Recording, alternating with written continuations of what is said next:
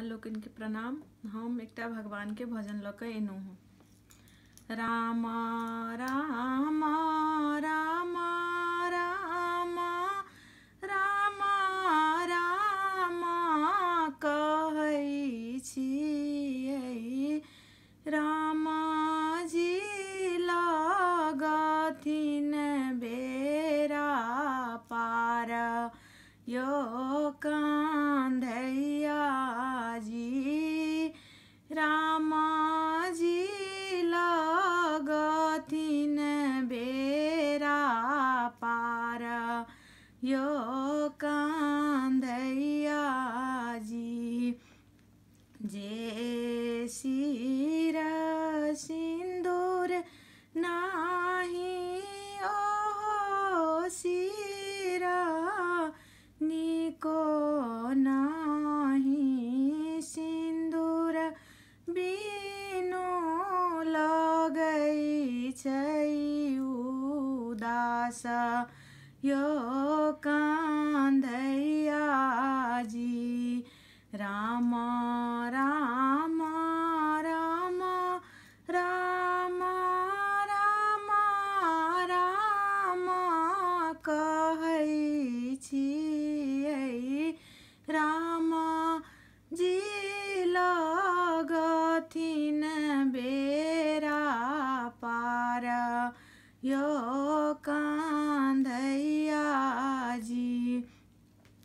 जे घर बेटी नाही ओहो घर में लक्ष्मी नाही, जे घर बेटी नाही ओहो घर में लक्ष्मी नाही, बेटी बिनु आंगन घर उदास, यो कान्हैया जी।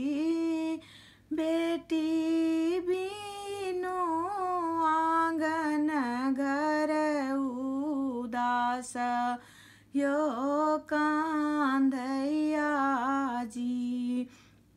जे घर बेटा नाही ओहो घर घर नाही, बेटा बिनु भवन उदास, यो कान्हैया जी।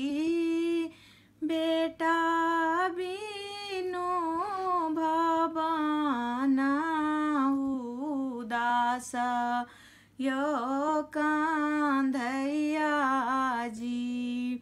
जे नैहर आमा नाही ओहो नैहर नैहर नाही, जे नैहर आमा नाही ओहो नैहर नैहर नाही, आमा बिनु नैहर उदास, यो कान्हैया जी।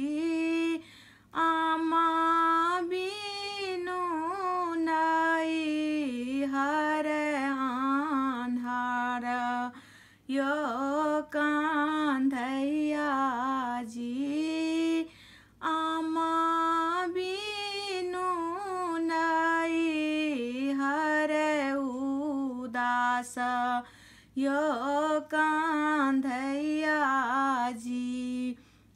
जेह देह गुरु मन्त्र नाही ओहो देह सुधो नाही, गुरु मन्त्र बिनु पूजा पाठ सुधने होइ छै, यो कान्हैया जी।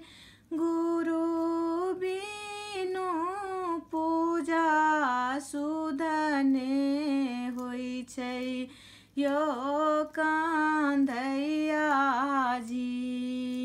राम राम राम राम राम राम कहै छियै राम जी लगथिन बेरा पार यो कान्धैया जी राम जी लगथिन बेरा पार यो कान्धैया जी।